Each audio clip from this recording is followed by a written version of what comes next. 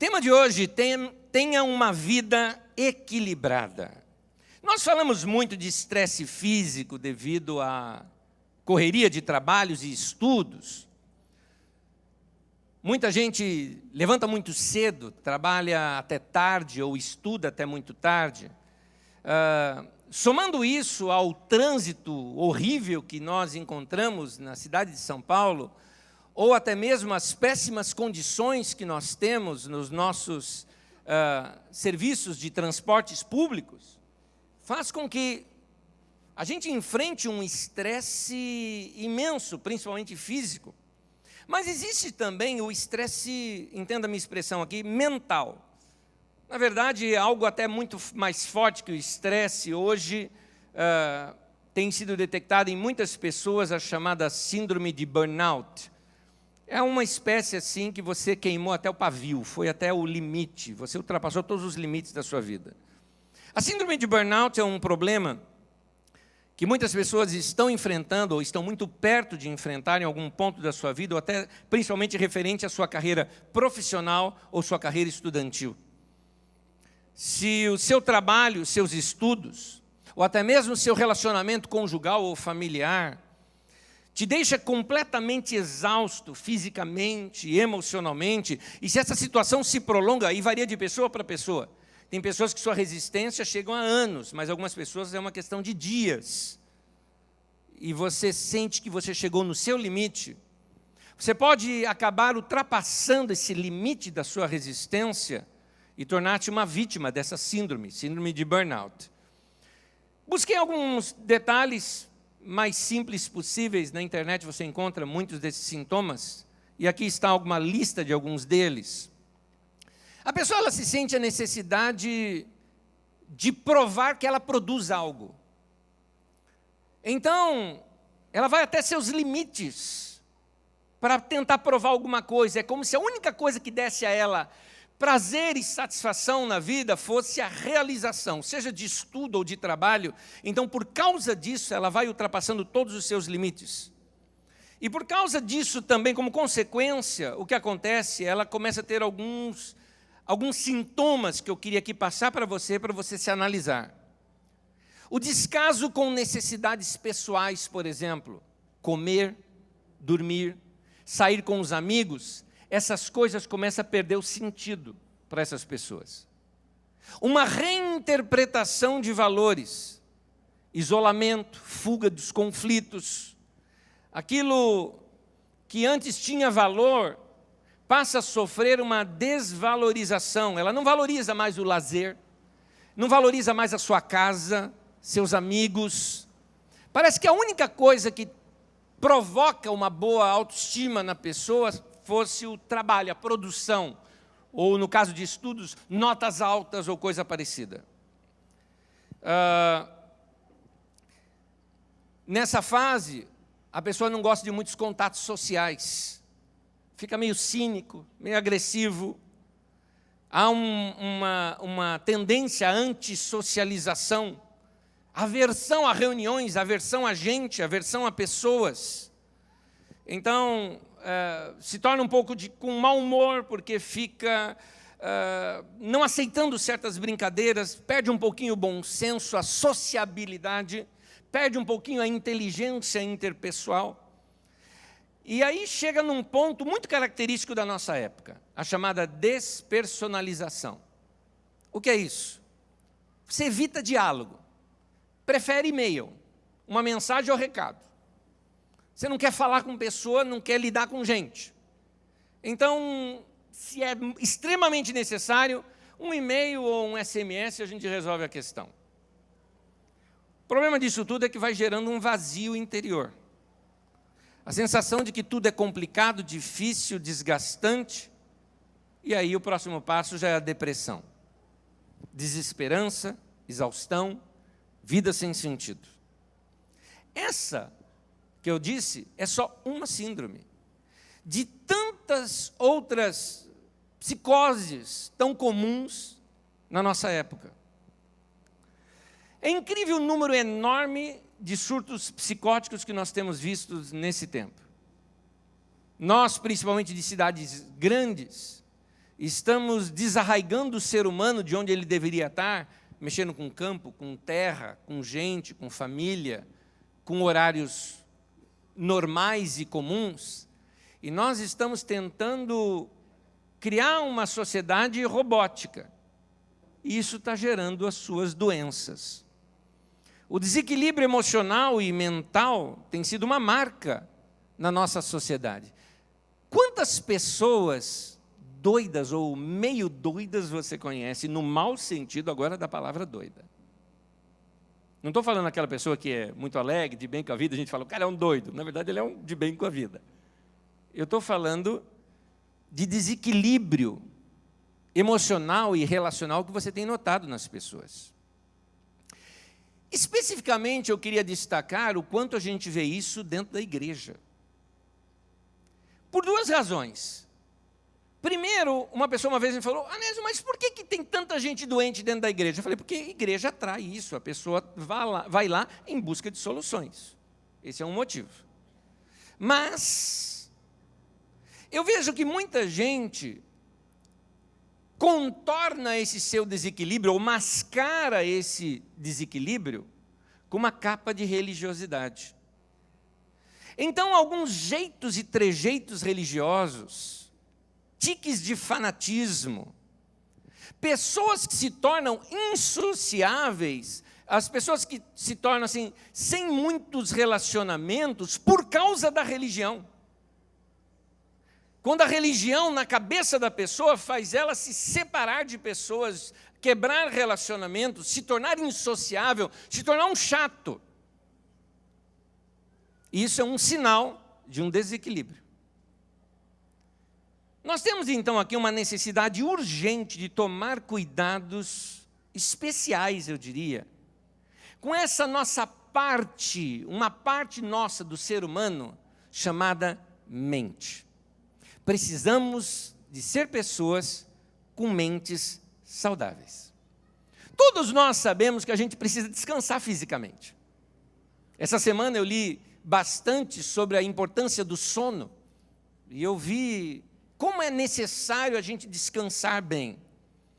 Mas é importante, da mesma maneira, você dar também, embora o sono tenha a ver com descanso mental, mas existem algumas outras práticas também que ajudam você a trazer descanso para a sua mente. E o que eu gosto da palavra de Deus é que Deus nos ensina a trabalhar com estas coisas preventivamente. Então eu queria alertar você, meu querido, que vive sempre em busca de milagre, quer um milagre na tua vida, ora para Deus fazer um milagre na tua vida. Eu quero te lembrar que milagre não é a melhor coisa que Deus tem para você. A melhor coisa que Deus tem para você é você não precisar de milagre algum na sua vida. Esse é o melhor. Porque, veja bem, é uma simples pergunta. O que é melhor para você? Um milagre que venha e te cure de uma doença ou não ficar doente? Não é? Então, note que não precisar do milagre é melhor.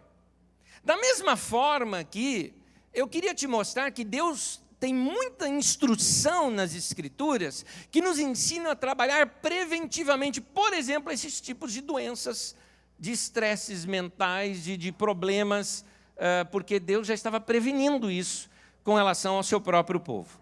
Isso começa lá, por exemplo, naquele famoso chamado 10 mandamentos. Num deles, em Êxodo 20, do versículo 9 ao 11, você pode acompanhar aqui na tela, eu só vou pegar só o trechinho do versículo 9, início do 10, mas o mandamento todo vai até o 11, diz assim, trabalharás 6 dias, e neles farás todos os teus trabalhos. Entenda aqui uma coisa, aqui é especificamente uma lei específica para um povo, a grande razão dessa lei era que o povo não tivesse escravatura no meio deles, para que as pessoas não se estourassem trabalhando todos os dias. Na época da Revolução Francesa, uma das coisas que fizeram foi tirar o domingo como dia de descanso, e as pessoas trabalhavam todos os dias. Em pouco tempo tiveram que rever isso, porque as pessoas estavam produzindo menos, todos os trabalhos produzindo menos, o nível de doenças aumentou no meio do povo e tiveram que rever essa questão. Nós precisamos descansar. Mas me chama a atenção assim, há um período de trabalho para você, seja 6 dias, seja 40 horas, 48 horas, seja qual for o seu período de trabalho, trabalharás naquele período, e naquele período você vai fazer todo o seu trabalho. É interessante, coloca o texto de novo aqui para mim. Eu quero fazer uma releitura desse próprio texto bíblico, coloca em todas as telas. Trabalharás, vamos colocar assim, em todo o seu período de trabalho, e neles, guarda isso, neles, dentro daquele período, farás todos os teus trabalhos. O que esse texto só nessa frase está dizendo? Não leve trabalho para casa. Não leve a empresa dentro da tua cabeça para dentro da tua casa. Lugar de trabalho é lá, trabalho é lá. Lá você é pago e você trabalha aquele tempo. Não exagere. E aí continua o texto. Mas o sétimo dia é o sábado, dedicado ao Senhor o teu Deus. Nesse dia não farás trabalho algum. Tem um período que não é para trabalhar, que é para descansar. Deus ele coloca o descanso como uma regra. A ideia não é só do descanso físico, até porque Deus não descansou fisicamente. Quando fala que Deus no sétimo dia descansou, não foi fisicamente. Dá para notar que o texto é mais profundo do que isso. Nós precisamos de tempo de repouso. Nós precisamos de momentos para ver coisa bonita. Nós precisamos de um tempo para relaxar, de relax. Não é? Aquele tempo de você parar para se curtir um pouco, se conhecer um pouco. Eu já vi pessoas, por exemplo, que postaram nas redes sociais frases como essa, por exemplo, estou com saudade de mim mesmo. É interessante, tem pessoas que ficam tão absortas com outras coisas que se esquecem até de si. Agora, Mateus capítulo 16, versículo 13, conta um momento quase que de um ápice do ministério de Jesus. E aí tem aquele famoso momento onde ele pergunta, quem os outros dizem que o Filho do Homem é? E aí Pedro fala, tu és o Cristo, Filho do Deus vivo. Ele fala, você é Pedro, e sobre esta... Nós prestamos bastante atenção nesse detalhe do texto, esquecemos de um outro detalhezinho que passa quase despercebido, logo no começo. Chegando Jesus à região de Cesareia de Filipe, até aí, o que tem esse texto? Quando você vê alguma coisa assim na Bíblia, e hoje você tem internet para isso, vai procurar. Onde fica Cesareia de Filipe? Porque o texto faz questão de mencionar que foi para lá. No mapa de Israel, bem ao norte, na nascente do Jordão, é Cesareia de Filipe. Se você procurar algumas fotos, você vai encontrar um lugar lindíssimo, maravilhoso. Algumas das nascentes chegam a ser assim paradisíacas. A coisa linda que tem, sol refletindo na água, aquela nascente, lugar gostoso. Israel não tem muitos lugares bonitos, não, principalmente na época de Jesus. Muitas regiões ali são áridas demais. Essa não. Uma região cheia de verde, de águas, um lugar bonito. Interessante, gente. O nosso mestre Jesus, no momento ápice de seu ministério e de treinamento com seus discípulos, faz um retiro com eles para um lugar gostoso. Um lugar para eles ficarem tranquilos. Que lição que ele nos dá aqui? De tempo em tempo, nós precisamos quebrar essa nossa rotina doida de trabalho, estudo, correria, trânsito. Ou a gente acaba com ela, ou ela vai acabar com a gente. Rotina é uma coisa que, embora eu reconheça que algumas coisinhas na nossa vida tem que ser rotineira, eu sempre falo isso, lugar onde você guarda a chave, onde você guarda a carteira, algumas coisas que são regrinhas, porque você não precisa pensar muito e precisa se organizar. Mas a nossa vida precisa de criatividade. A nossa vida precisa de descanso, de lazer, de repouso, de coisas novas, porque senão a gente vai perdendo sensibilidade, perdendo a criatividade por não descansar.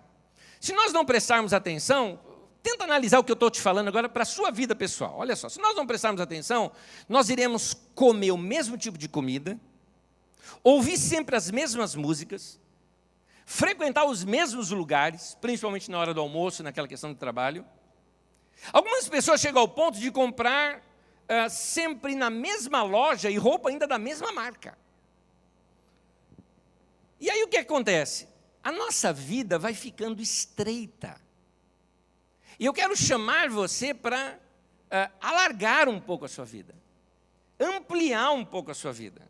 Talvez seja essa estreiteza toda que tem feito alguns de vocês perderem o entusiasmo pela vida, porque a gente gosta de novidade, e uma vida sem novidade começa a ficar chata.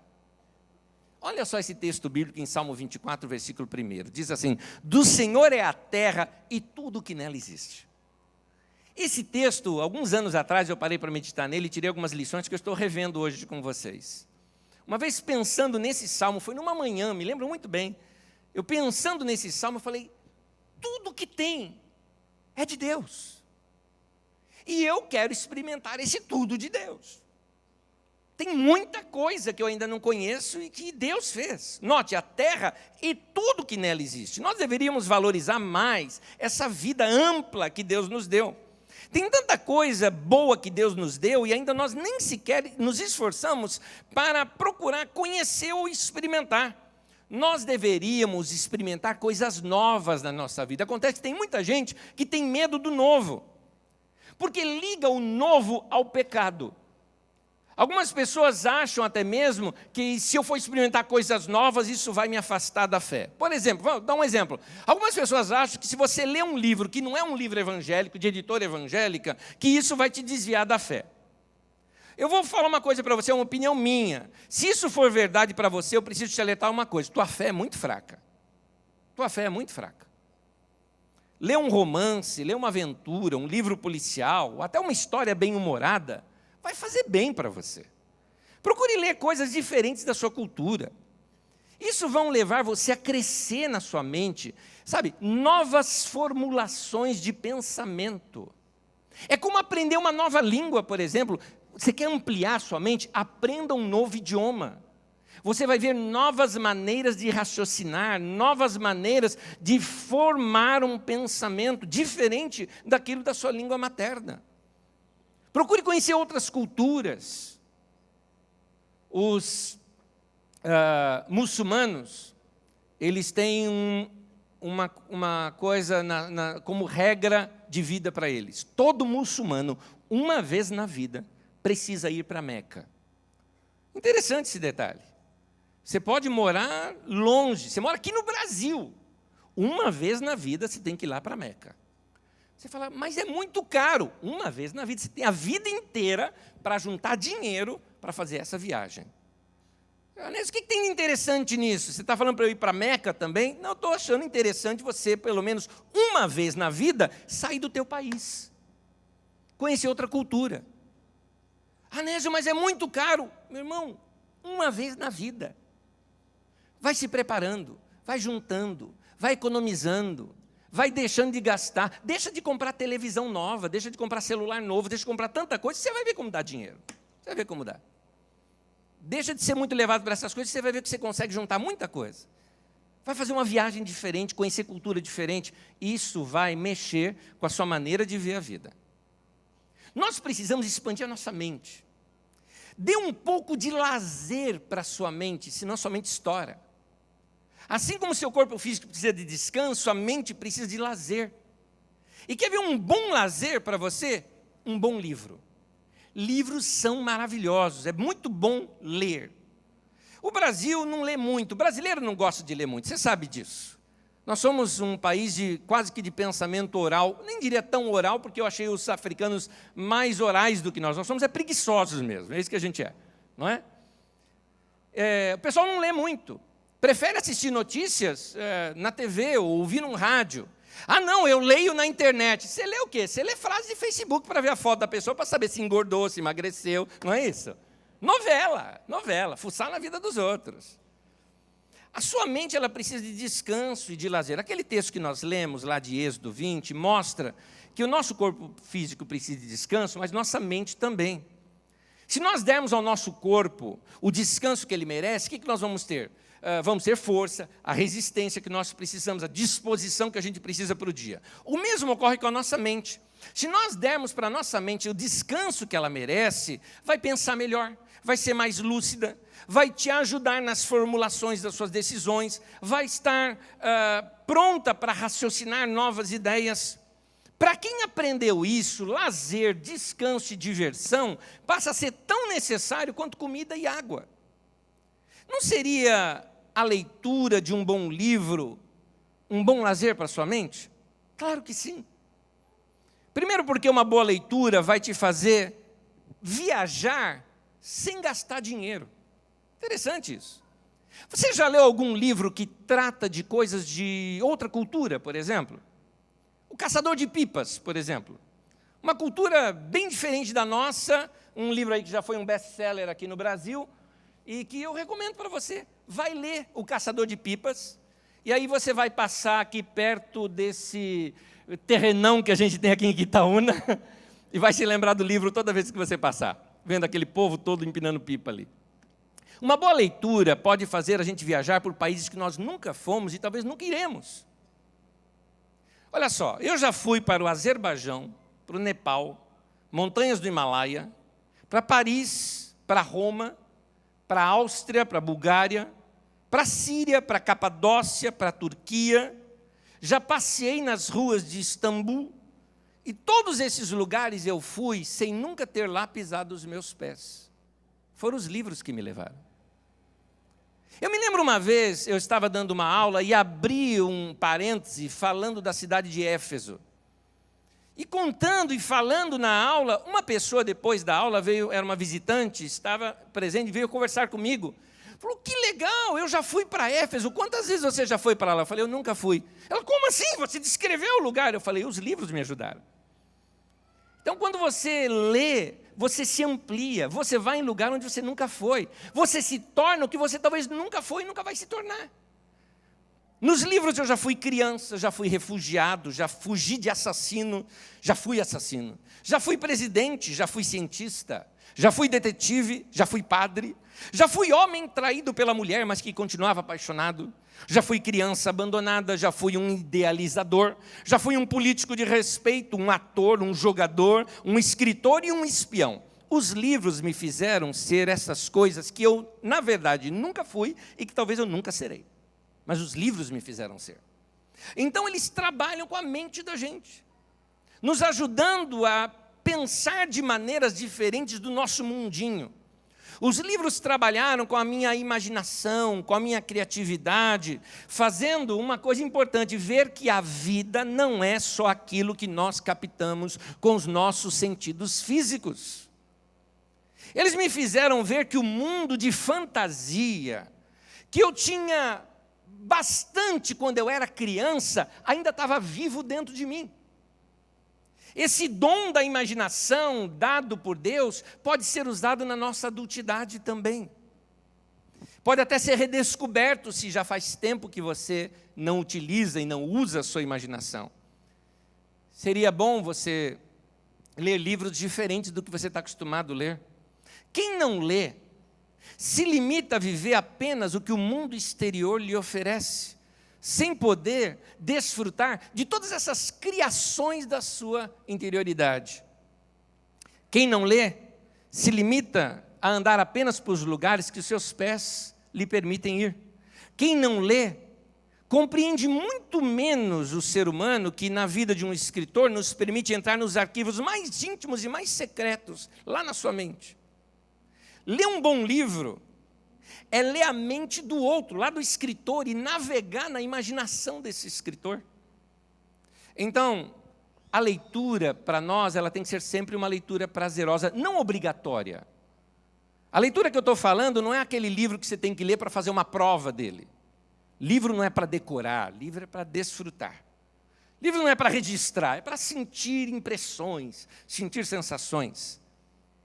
Talvez seja essa a razão pela qual você, ou que está me ouvindo, talvez tenha desgosto pela leitura, porque ela te lembra trabalho, obrigação, nota, prova. Se desfaça disso. Vá ler por prazer. Nas Escrituras Sagradas nós temos um homem marcante, que é Paulo, apóstolo. Ele já estava com a sua sentença de morte marcada por César Nero, quando temos um escrito contando dos seus últimos dias, seus últimos recados, numa carta chamada Carta a Timóteo. E ali ele faz um pedido, olha só, 2 Timóteo 4,13, diz assim: quando você vier, traga a capa que eu deixei na casa de Carpo em Trode e os meus livros, especialmente os pergaminhos.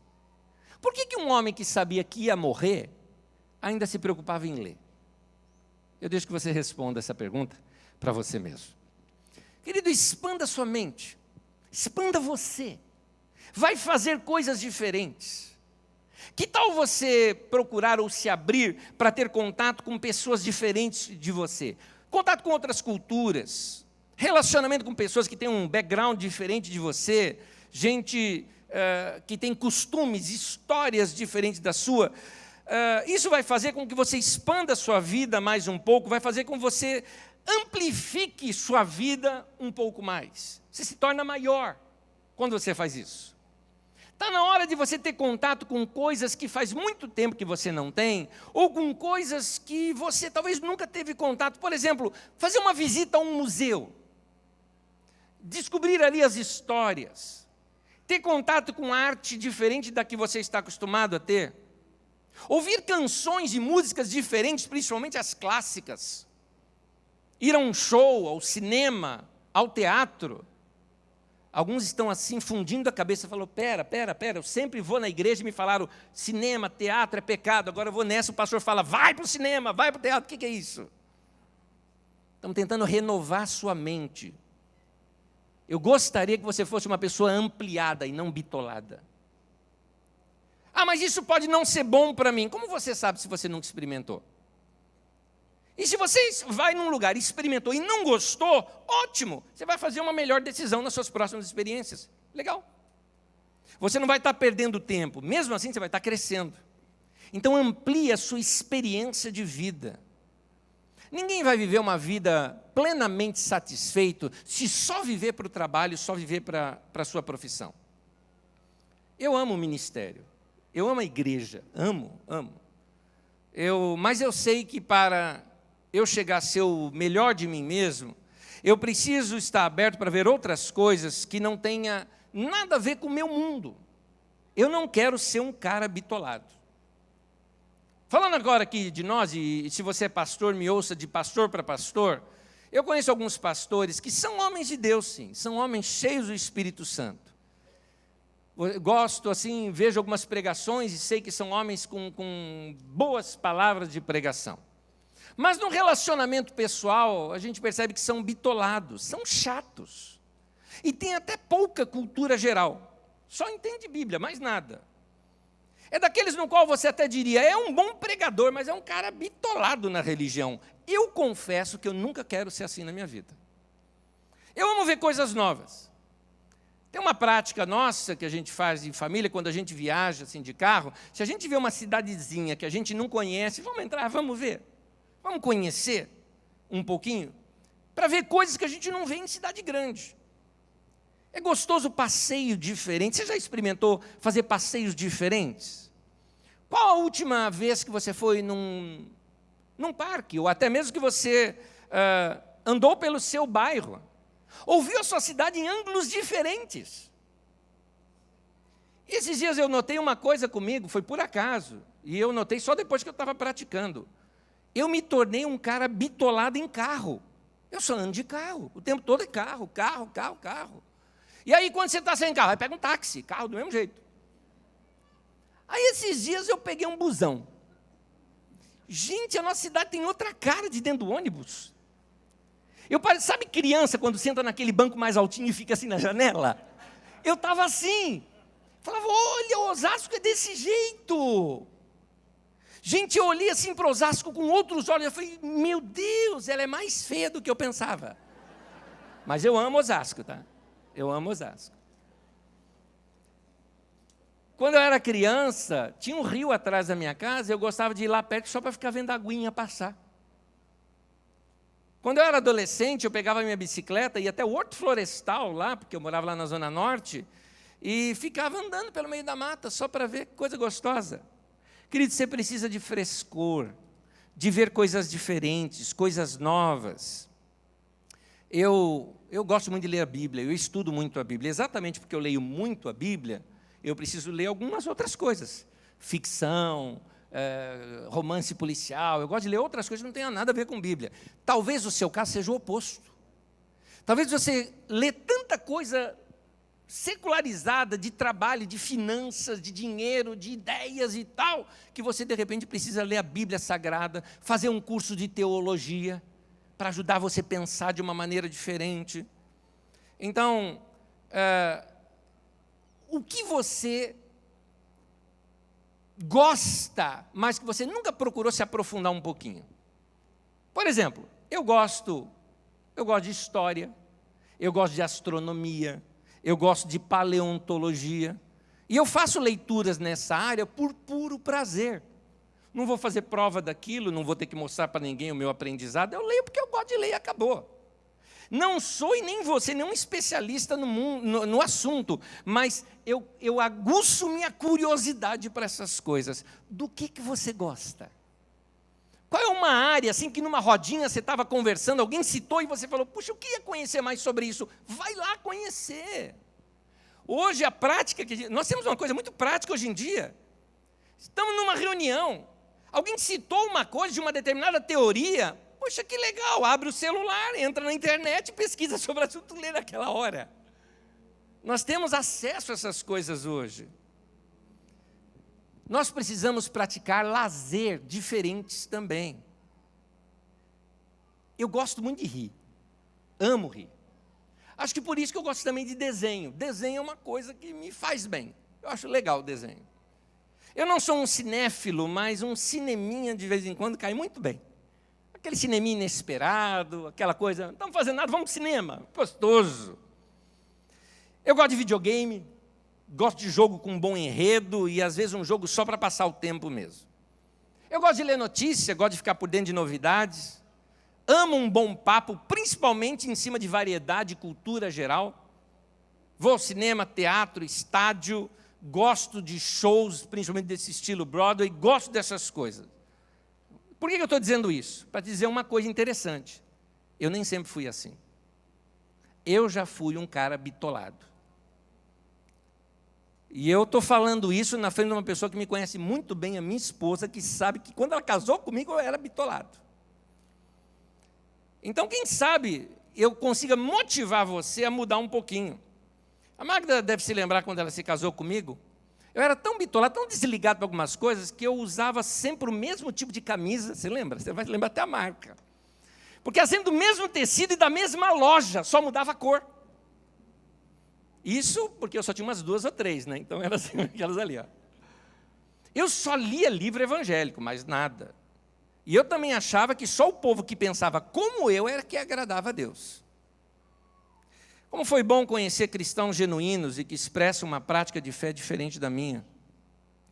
Como foi bom conhecer culturas e práticas culturais diferentes da minha, praticada por cristãos que são genuínos também, que amam a Deus e fazem coisas diferentes do que a minha religião fazia, mas amavam a Deus da mesma maneira. Foi muito bom. Alguns choques culturais são muito interessantes. Tem um que eu já contei algumas vezes aqui, mas vale a pena repetir, porque é um bom exemplo. Uma amiga nossa, uma vez, ela viajou, estava envolvida com missões, e viajou para uma determinada cidade, bem ao sul da Argentina. E chegando lá, ficou hospedada, inclusive, na casa do próprio pastor. E nos encontros ali da igreja, tudo mais, aquela coisa gostosa, um povo fervoroso, que amava a Deus, cantavam muito para Deus. Só que eles tinham uma prática bem diferente dela. Nós éramos de igreja batista, não é? E bem diferente dos batistas aqui no Brasil, e lá também era igreja batista. Mas bem diferente da batista do Brasil, uma prática que eles tinham lá. Na hora do almoço, todo mundo tomava cerveja. E bebiam cerveja e tudo mais, tal, e ofereciam para ela, não, obrigado. Né? Um bom batista brasileiro não bebe, então não pode. Tá bom. E aí foi 1, 2, 3 dias. No terceiro dia, a pessoa, a esposa do pastor, inclusive, chegou assim para ela e falou o seguinte: escuta, você quer alguma coisa diferente? Está com saudade de alguma comida do Brasil? Ela falou: não, a comida aqui é tão gostosa quanto lá, eu gostei dos sabores, está muito boa. Você não tem saudade de alguma coisa do Brasil? Ela falou: não, bom, uma coisa que vocês não têm, mas depois do almoço seria bom assim, um cafezinho, né? A irmã na hora fechou a cara e falou: irmã, crente não bebe café. Pecados culturais. Pecados culturais. Querido, saia um pouco da sua caixinha. Talvez você precise desenvolver conhecimento ou até ter interesse em outras áreas da sua vida. Dá uma olhadinha o sábio Salomão aqui, 1 Reis 4, 32 a 34. Olha o que fala desse homem. Ele compôs 3.000 provérbios e os seus cânticos chegaram a 1.005. Descreveu plantas desde o cedro do Líbano até o isopo que brota dos muros. Também discorreu sobre os quadrúpedes, as aves, os animais que se movem rente ao chão e os peixes. Homens de todas as nações vinham ouvir a sabedoria de Salomão e eram enviados por todos os reis que tinham ouvido falar de sua sabedoria. O cara era uma enciclopédia ambulante. Olha só a diversidade de conhecimentos que ele tinha se aplicado. Ele era poeta, ele era escritor, musicista, botânico, zoólogo, biólogo, engenheiro e arquiteto e ainda administrador. Tudo isso em um cara só. Então a minha questão para você é o seguinte: que tal desenvolver seu conhecimento em outras áreas da sua vida? Outras áreas. Um novo esporte, uma coisa que você nunca fez na vida.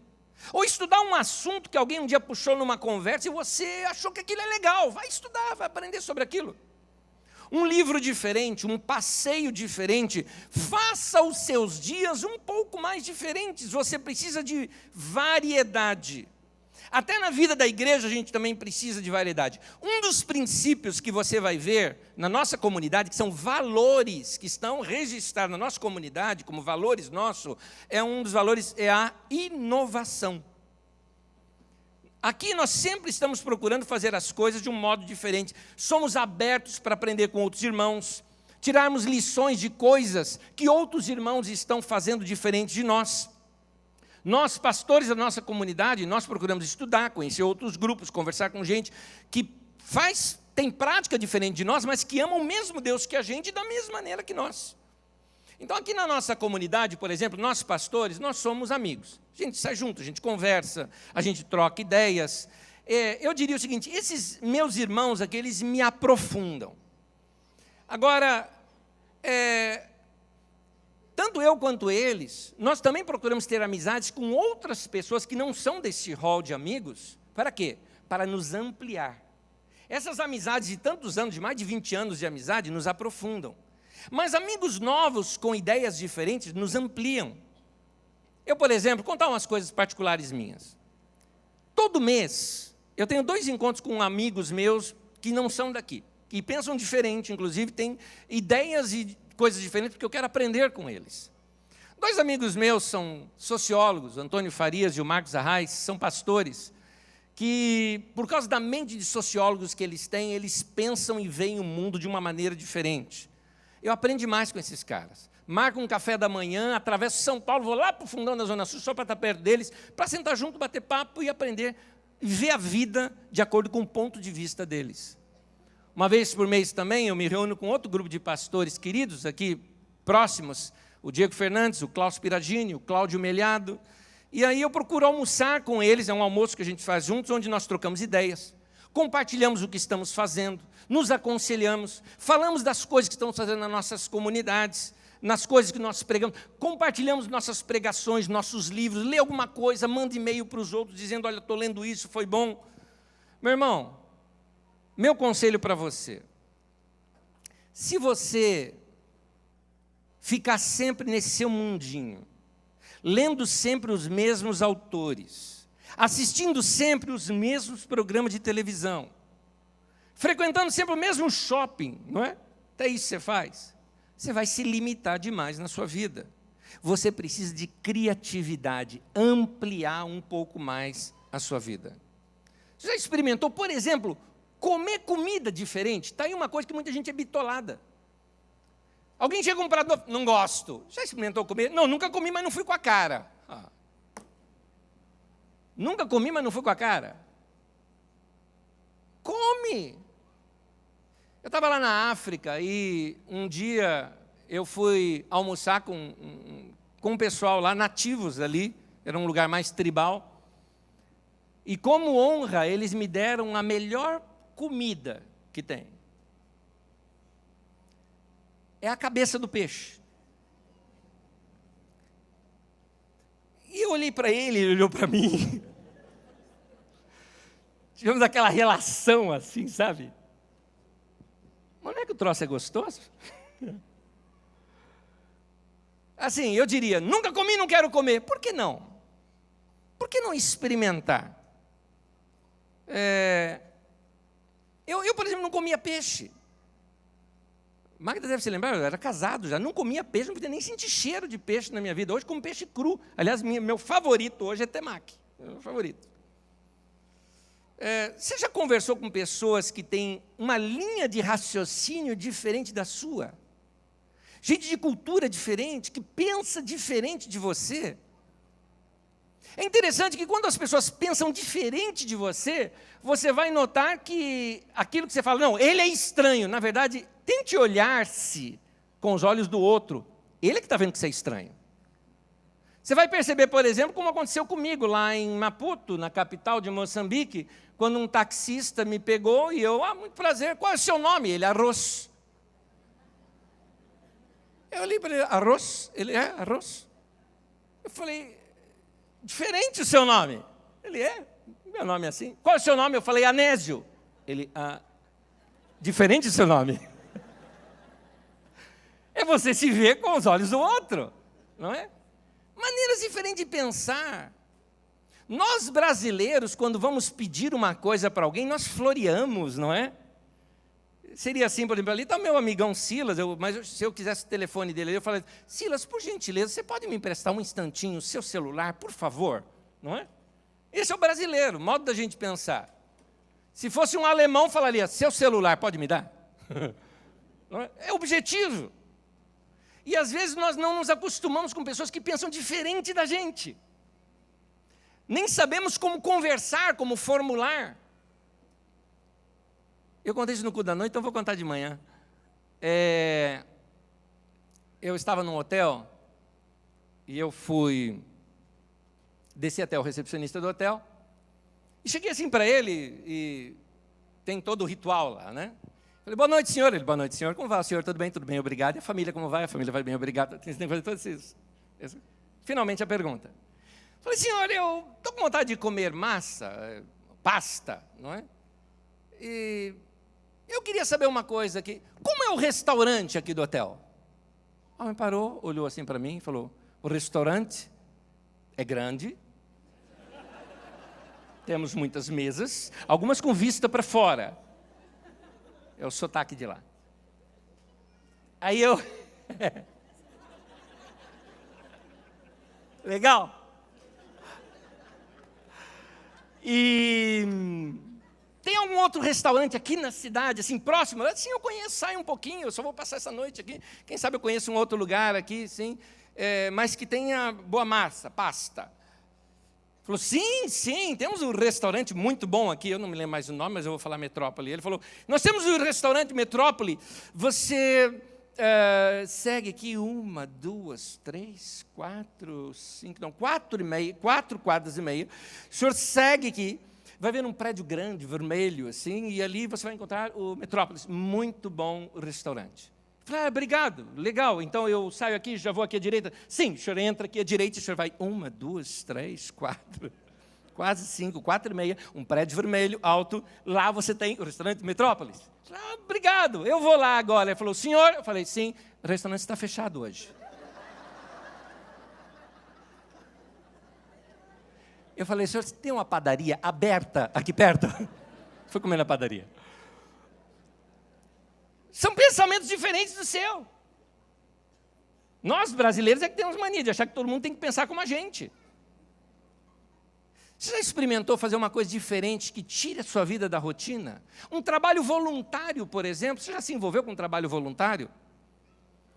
Alguns irmãos eu vejo que ainda apadrinham crianças lá do Vale da Bênção para passar um tempo nas suas casas no finais de ano. Eles contam as experiências maravilhosas que são ter alguém convivendo consigo, com sua família. Sentar com um idoso da sua própria família. Qual a última vez? Tem idoso na sua família? Será que você não pode um dia ir lá, sentar com ele, ficar a ouvir-lhe as histórias? Conversar com aquela pessoa? Você vai se expandir. Veja o que sentem, por exemplo, as pessoas que dão o seu tempo para servir as nossas crianças no nosso centro social. São sentimentos maravilhosos, é o prazer de servir. Eu me sentei com a liderança do centro social para nós planejarmos algumas mobilizações que envolvam todos vocês aqui, para vocês botarem a mão na massa, de fazer alguma coisa social também. Está na hora de nós fazermos coisas diferentes. Eu me lembro do brilho nos olhos das pessoas que haviam contribuído, por exemplo, para o trabalho lá na África, quando nós estávamos aqui apresentando como foram aqueles trabalhos, eu via a maneira como essas pessoas assim, se sentiam realizadas de ver aquilo tudo. Faça algo diferente, querido. Estou falando de generosidade, o prazer de servir. Generosidade, ela afeta mais quem deu do que quem recebeu. Acredite nisso. Atos 20, 35, Paulo está dizendo assim: em tudo o que fiz eu mostrei-lhes que mediante trabalho árduo devemos ajudar os fracos. Lembrando as palavras do próprio Senhor Jesus que disse: há maior felicidade em dar do que em receber. Experimente um ato planejado de generosidade. Gente que junta um dinheiro para um determinado fim, ou gente que junta algumas coisas, faz algum esforço para um determinado fim.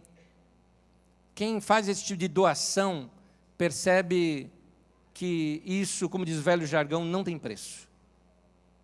Comece doando, por exemplo, coisas até mesmo que estão lá, ocupando espaço dentro da tua casa. Além de tornar o seu ambiente mais agradável, mais livre, mais limpo, vai ser útil para alguém. Doa. Doa. Faz uma limpa lá em alguns armários seus, você vai ver quanta coisa você tem para doar. Já ouviram falar de book crossing? Book crossing é uma prática que ainda não se popularizou muito, não. Ela já existe há alguns anos, é um movimento onde as pessoas propositadamente esquecem, um livro num lugar público só para outra pessoa pegar e ler. Para que guardar um livro que você não vai mais ler? Se foi bom para você, por que não compartilhar? Ele vai ser muito mais útil na mão de alguém do que na sua estante. Que tal você repartir isso com alguém? Você precisa de frescor, ver coisas diferentes, fazer coisas diferentes, e aqui eu estou te dando muitas ideias disso. Terminando, nós precisamos de renovação. Sem renovação, nossa vida acaba perdendo seu encanto. Com o passar dos anos, aquilo que a gente faz rotineiramente vai perdendo seu significado. Até o amor pode ser sufocado por causa da rotina. Por isso, por falta de criatividade, até o amor acaba perdendo a graça. A nossa vida ela perde a graça quando a gente perde a criatividade. A razão disso é que Deus fez o nosso cérebro tão otimizado que ele evita fazer 2 vezes o mesmo trabalho. É por isso que quando você vê uma coisa pela primeira vez, a emoção é sempre maior. Agora, conforme aquela mesma situação vai se repetindo, seu cérebro opera em modo automático. Lembra, por exemplo, a emoção de dirigir pela primeira vez, aquela tensão toda. Hoje você dirige, fala com alguém do seu lado, troca marcha, resolve problemas ali no rádio, troca de estação, e sem pensar.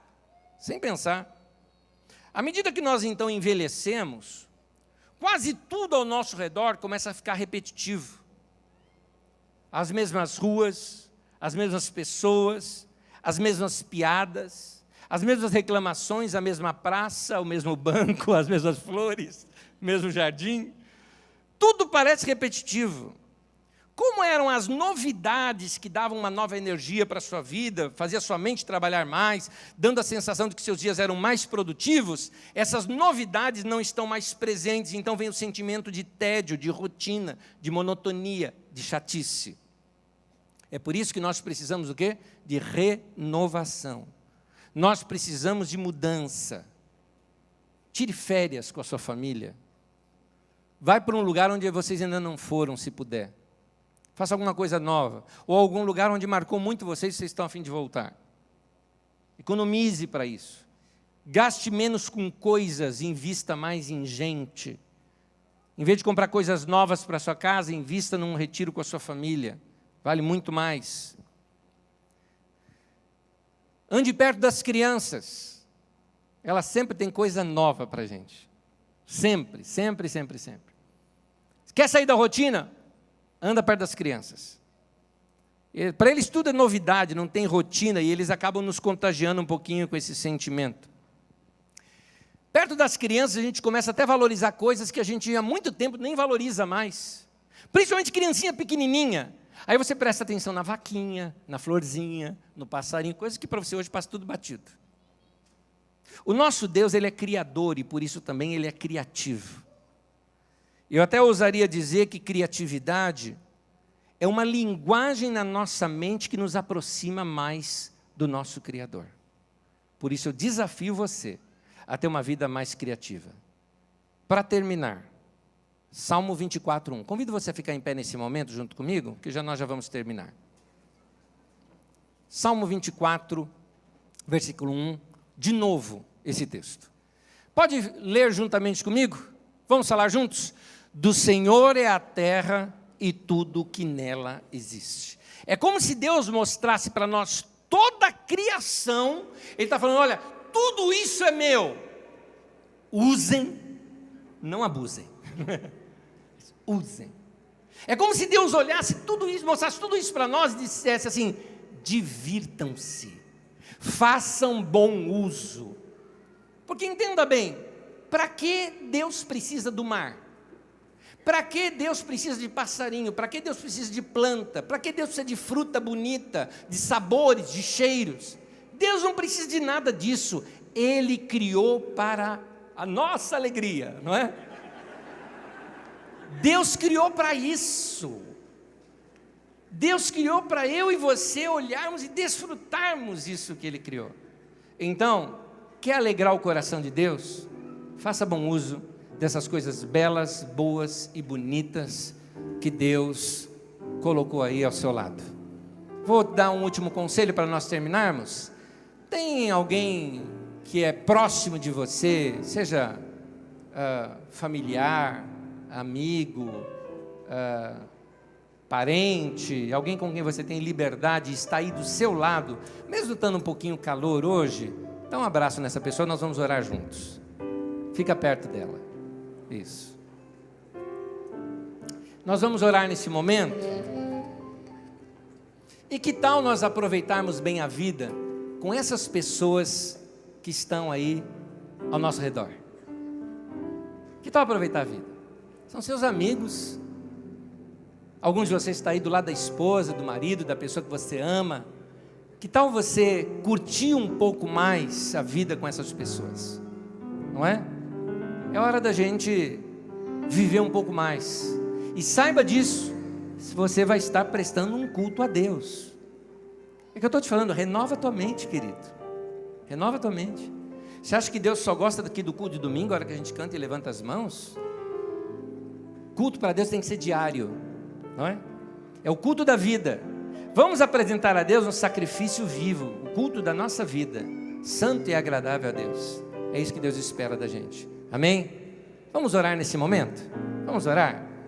Senhor, nos ensina a viver bem a vida que o Senhor nos deu.